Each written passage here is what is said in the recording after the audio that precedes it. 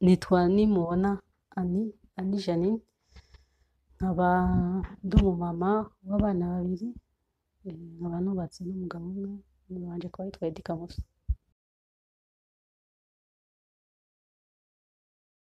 Eddy KAMOSO twamenyanye i Burundi, akora ikiganiro imbaraga mu guhimbaza kuri radiyo Vyizigiro.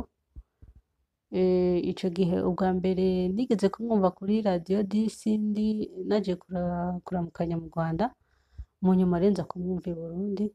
Hanyuma rero kubera ko nari umufana wiwe, nakunda ikiganiro ciwe, hama niho nifuje kumumenya, hama mu nyuma nza kumubona ndamumenya. Imbere yuko habamwo ivy'ubukunzi, nuko ubwa mbere tumaze kumenyana, maze kumenya, nasanze afise ministere yitwa FGA yarayoboye ico gihe. Iyo ministere rero maze kuyumva mba interese n'ubutumwa bwiza bavuga, n'ukuntu baja gusura abantu bagwaye ku bitaro, nanje numva biramotivye cane. Hamusanga nanje ndabasaba ko noja muri iyo ministere yabo, baranyemerera. Hanyuma dukomeza gukorana umurimo gutyo, nuko twakomeje kumenyana cane.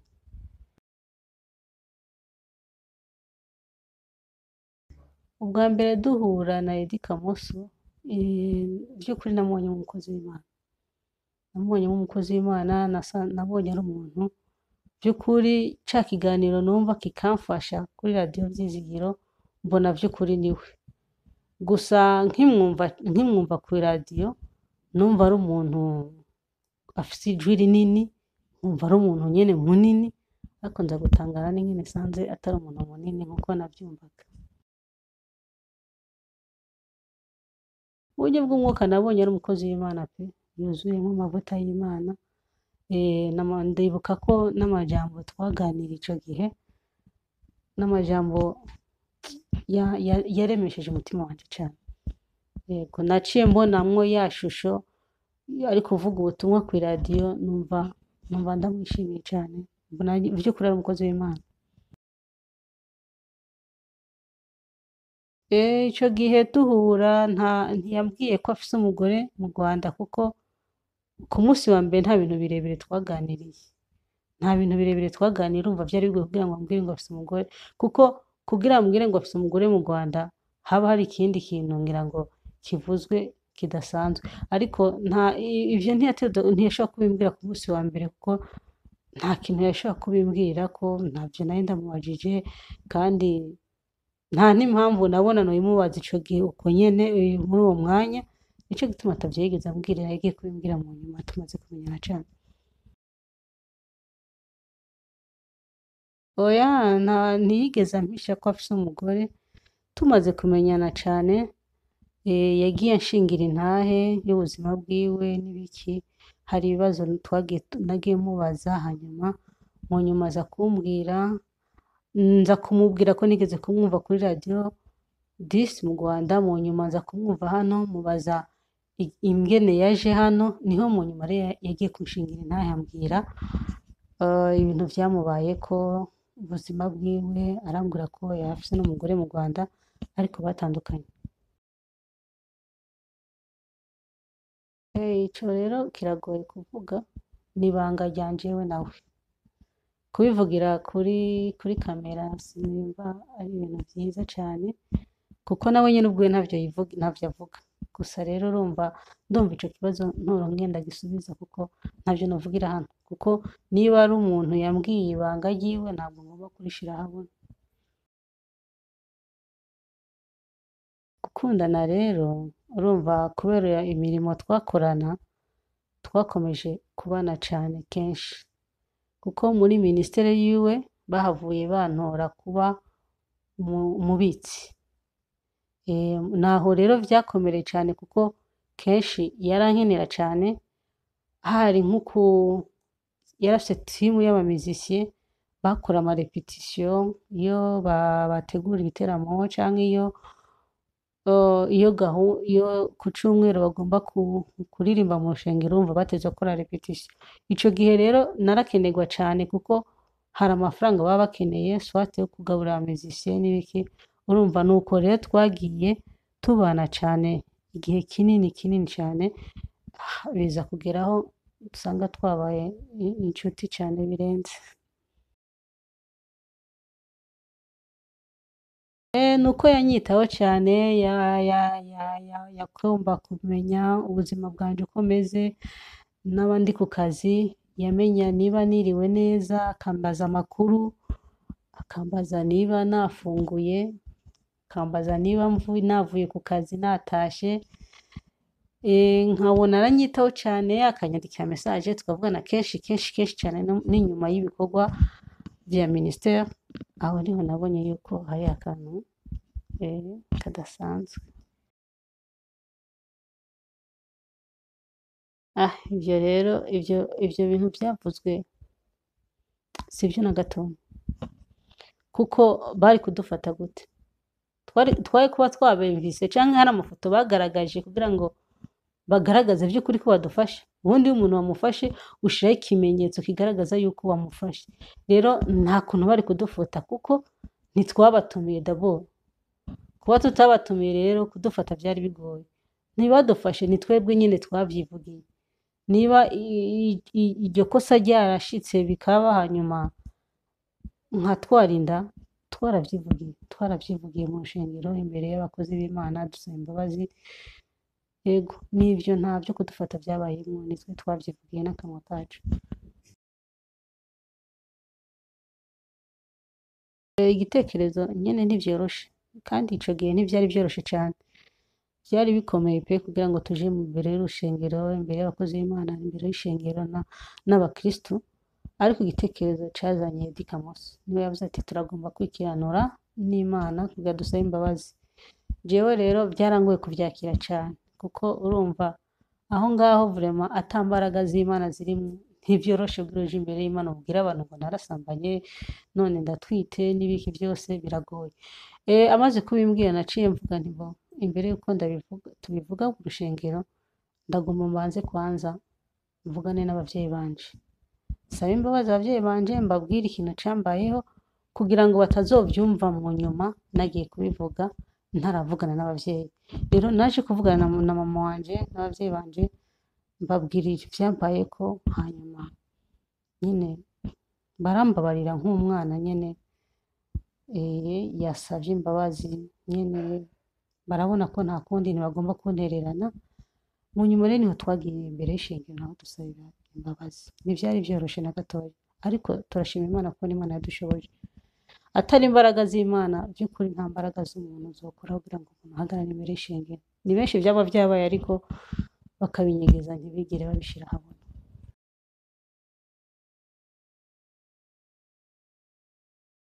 Jewe abantu bose uretse ko atabantu benshi nabibwiye, umuntu wa mbere yabimenye ni mama wanje.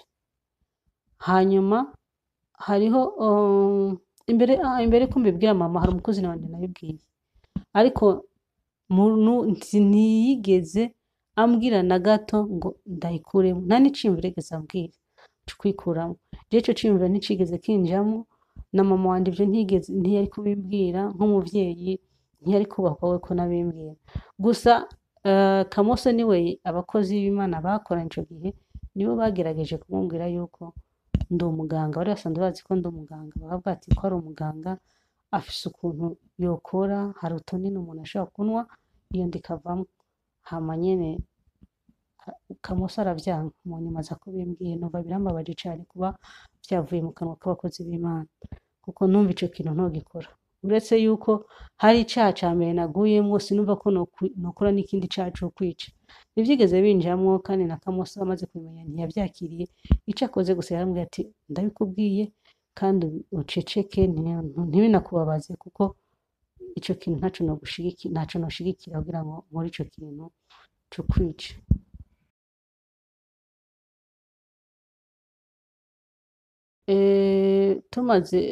Ivyo bimaze kuba, maze kuvugana na mama, ndibuka ikintu mama yambajije, yambwiye ati none uwo muhungu arakwemera cyangwa n'ugomba kwangiza ubuzima kugira ngo tumenye natwe nyine twifata. Ndambwira nti ntabihakana, arabyemera cyane kandi ariteguye no kuza kubibabwira, ariteguye kuza kwirega no kuza gusaba imbabazi nawe ku byamubayeho kuko ni umukozi w'Imana. Uko niko byagenze rero. Kamoso yahavuye aza mu rugo ari kumwe na timu yiwe, nabo bakorana muri minisiteri, hanyuma baza muhira imbere y'ababyeyi basaba imbabazi. Nta muntu n'umwe yatumye, ni wenyine yiziye.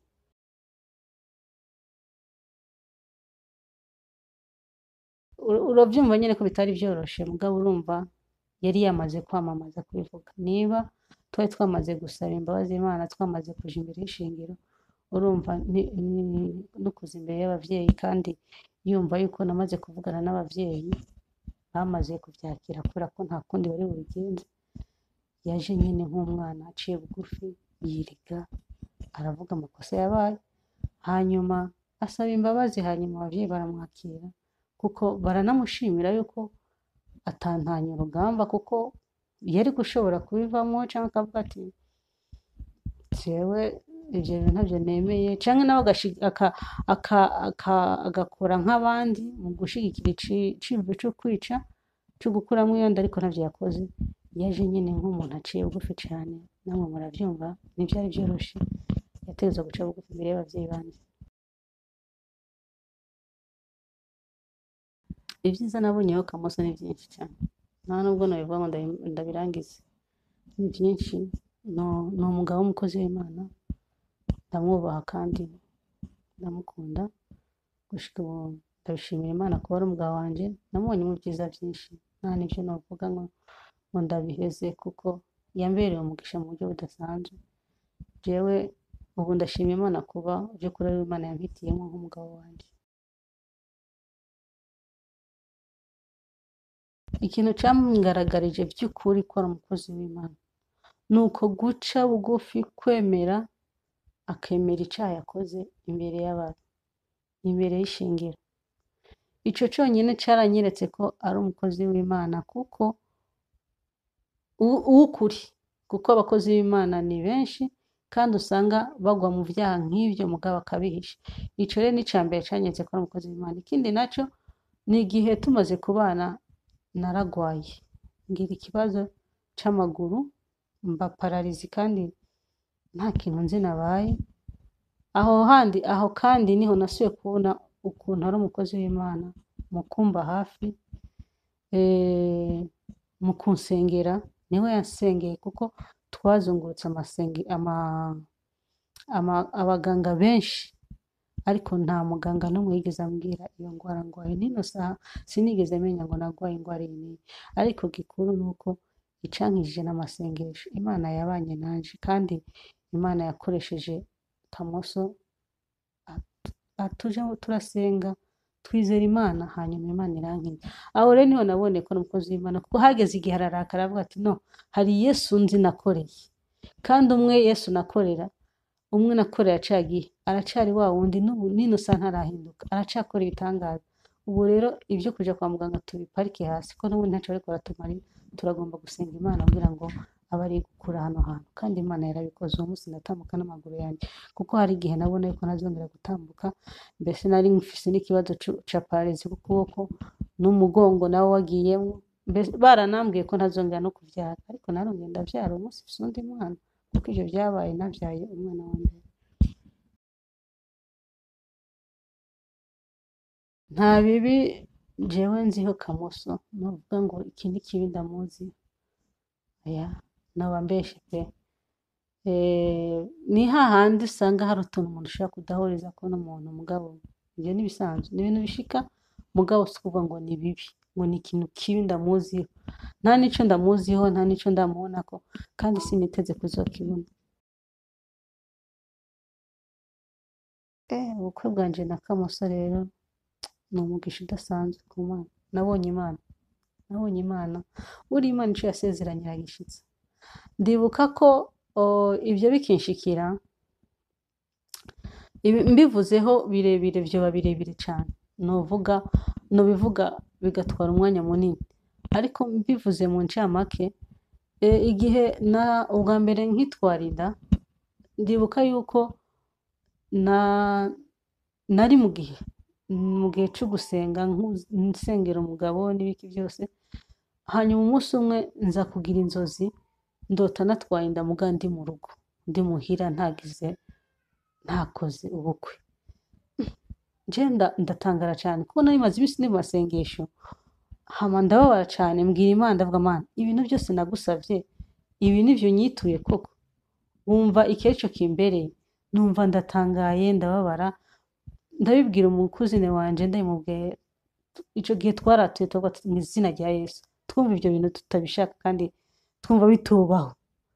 Ariko mu nyuma maze kuvuga tumaze kukemera ngo mu izina rya Yesu, niho niyumviriye ariko buriya gutwita bisigura ibintu byinshi. Ni nk'uko umuntu hari amasezerano uba ufise Imana yagusezeraniye, rero iyo ufise amasezerano bigereranywa n'umuntu atwite. Ni nk'uko uba utwite, iyo umuntu afise inda ni nk'inda y'amasezerano. Rero ntangura kubishira mu buryo bw'umwuka kuko ntabona ko ibyo bintu ushobora kumbako.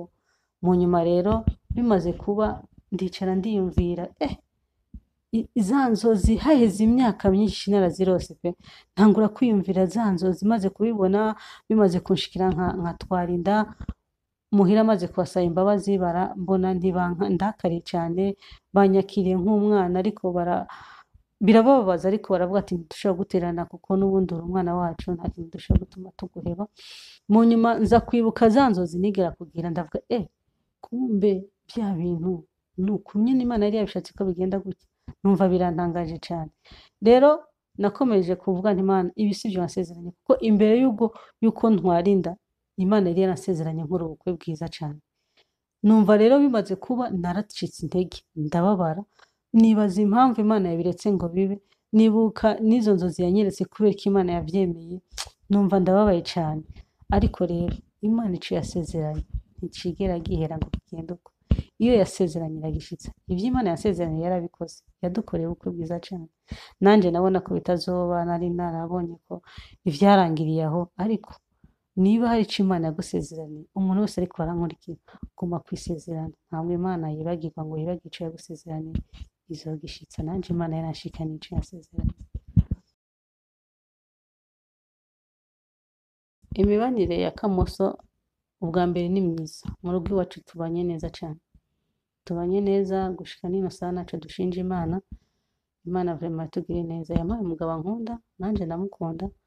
Yampaye umugabo ntahura anyitaho. Nukuri n'ubuntu bw'Imana, n'ubuntu bw'Imana kuko si ibintu ndabizi ko hari ngo nyinshi zirushe muri kano kanya. Ariko rero jewe niba naragiriye ubwo buntu si imbaraga zanje, suko nasenze cyane, suko nakoze ibihambaye ariko n'ubuntu bw'Imana. Rero imibanire yacu ni myiza cyane, no muri famiye yacu bimeze neza. Niba ari ikintu bishimiye no kubona ubukwe bwacu, gusa ikimbabaza nuko mama yapfuye gusa atabonye ubwo bukwe, kandi ni kimwe mu bintu nifuza ko azobona, ariko Imana ikora ikugomvye. Ndashima Imana ko byabaye, ariko papa akihari akaba yarabibonye byose. Uko Imana yabiteguye niko byagenze. Nanje nkuko nabona ko bitagikunze, ariko Imana yarashikanye isezerano. Nubwo nifuza ko mama haba, hari impamvu Imana itemeye ko haba, ariko gusa ndashima Imana yuko mama yagiye adufata nk'abana, nta shavu cyangwa nta kuvuga ngo iki n'ibiki. Iyo ndacibutse ndagishimira Imana kuba abavyeyi banje batamvumye cyane ngo bantererane. Rero numva ari byiza kuko Imana yabikoze uko bigomba, kandi byabaye byiza kuko nibyo Imana yagomye. Abavyeyi ba Kamoso banyakiriye neza cyane, bambereye abavyeyi mu buryo budasanzwe. Abavyeyi banje batahari ariko ubu barahabaye. Kuba mfise mabukwa nkunda cyane.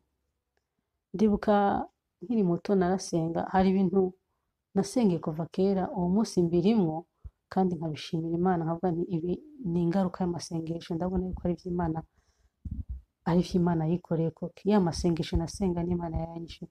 Ndibuka ko nigeze gusenga kubera hariho abaturanyi twari duturanye ico gihe, umumama waho yafata nabi inabukwe cyane, babanye nabi cyane cyane.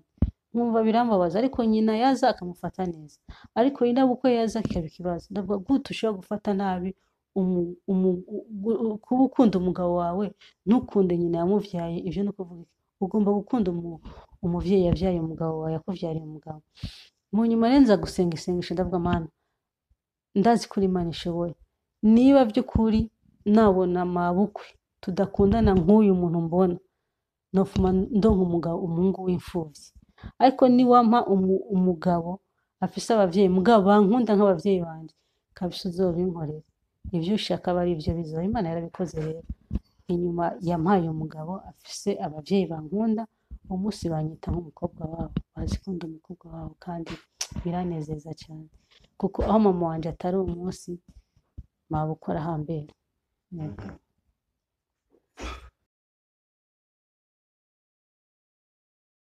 mu rugo rwa Kamoso n'umukozi w'Imana by'ukuri haba mu kuririmba araririmba ikintu gitangaje n'abana barabizi abana rero indirimbo iza gusohoka twe twarayimenye kera kubera yandika tumva atangura kuyirepeta tubyumva abana rero bakagenda bayifata twese tukagenda tuyifata rero aza guhishira muri studio twebwe twaramaze kuyimenya no muririmbyi ni umukozi w'Imana atubwira ubutumwa aradusengera adusomera ijambo ry'Imana kandi twumva twishimye rero niba ari ikintu kinshimisha ni ugutuza gusa hanyuma nkamubwira nti nsomera Bibiliya hanyuma unsobanurire usengere ivyo bintu bikanshimisha cyane rero ni umukozi w'Imana mu kuririmba afise Imana yo kuririmba afise Imana yo kuvuga ubutumwa mbese Imana yamugwiriye neza mu byo byose mu buryo bwinshi cyane rero turabishima Imana jewe n'umuryango wanje n'abana banje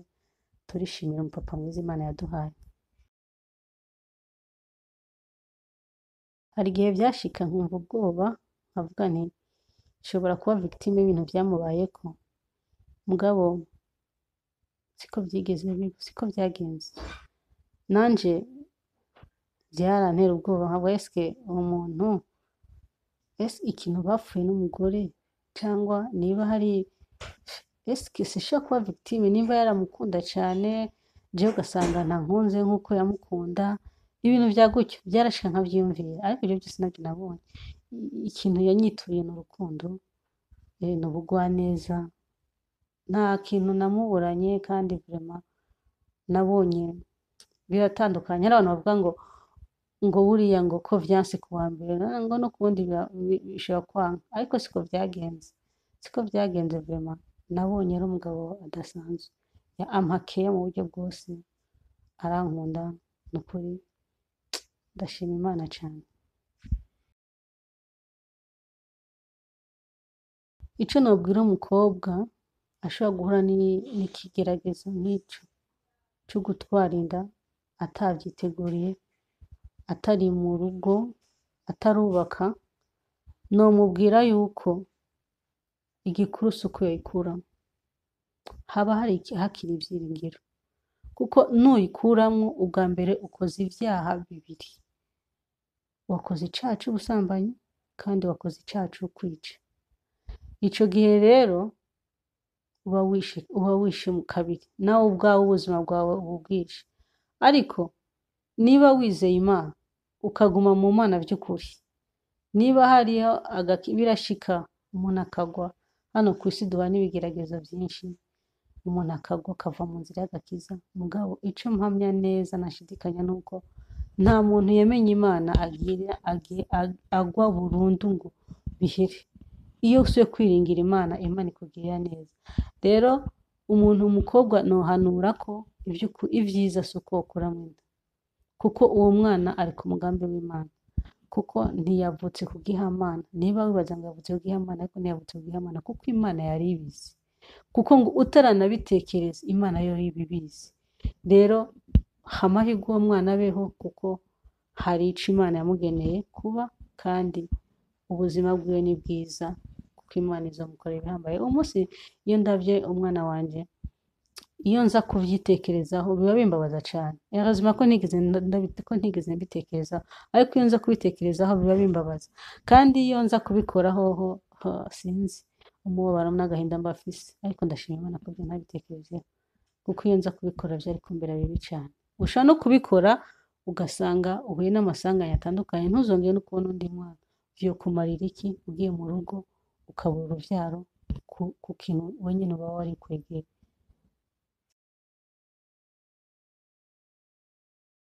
Ibanga ryo kubana n'umugabo wawe mukabana imyaka myinshi mutarashwana, nta mbaraga z'umuntu.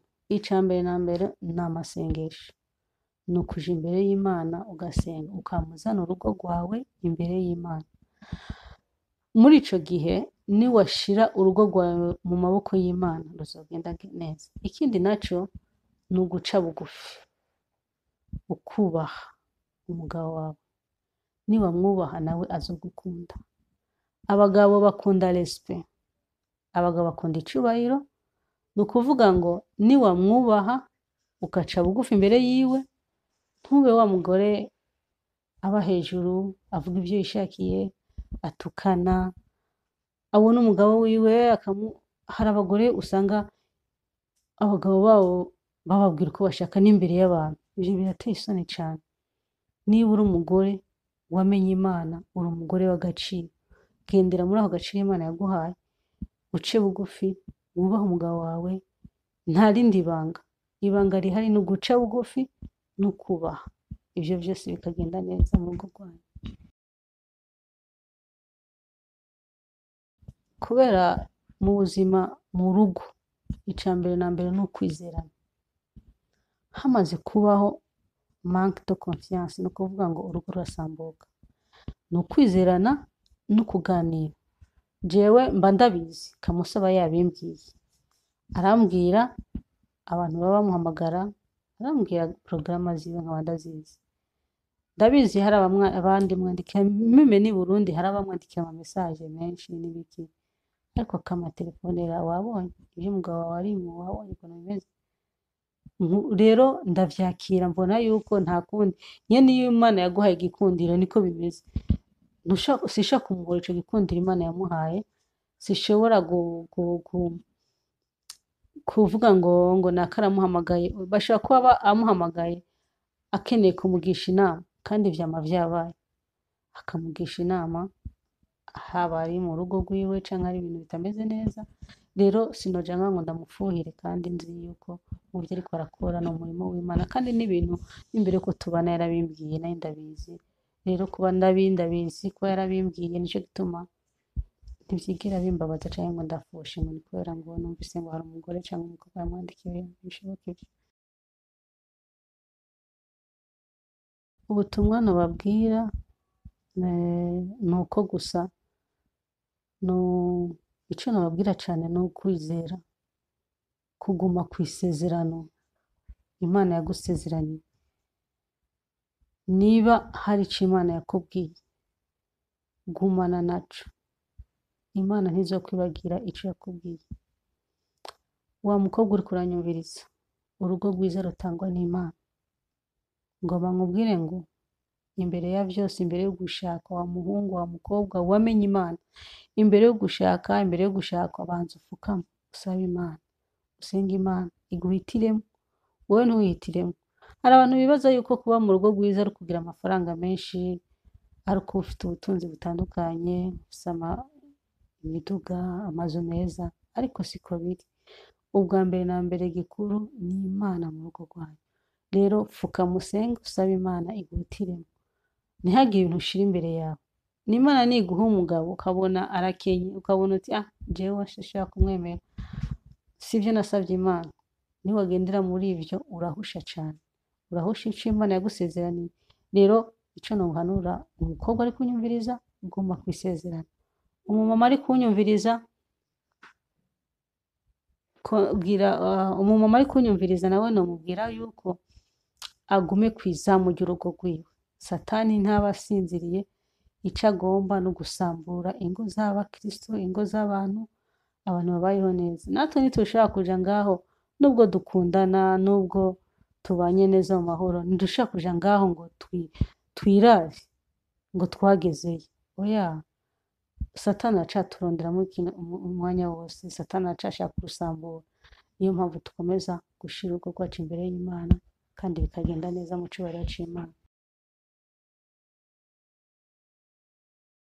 Njyewe nta kibi na kimwe ndabibonamo, nabyemera cyane kuko ntacyo dupfa, nta kintu na kimwe dupfa gushika kuri ino saha. Uwo munsi afite urugo rwiwe kandi Imana ishimwe, nanjye ndi mu rugo rwanje, nanjye ndabishima Imana. Njyewe novyemera tukagenda, mbese yemeye kutwakira vraiment twabishima, byaba byiza. Numva nta kibazo, nta kintu cyombuza kumuraba kuko nta kintu na kimwe twapfuye, ko jewe no kumenyana na Kamoso nasanze batakiri kumwe. Reka rero imbere yuko ndangiza buno buhamya, nshimiye umuntu wese ari kunyumviriza, azobwumviriza. Ndasenga ngo bize bikubere umumaro, kandi bize niwabwumva hagira icyo ukuyemwo kandi kigufasha. Ndanzi neza yuko utazobicukuramo. Rero Imana ibahe umugisha cyane, ni ukuri ndabakunda kandi ndishimye. N'ubutaha nzagaruka tuganire ku ijambo ry'Imana.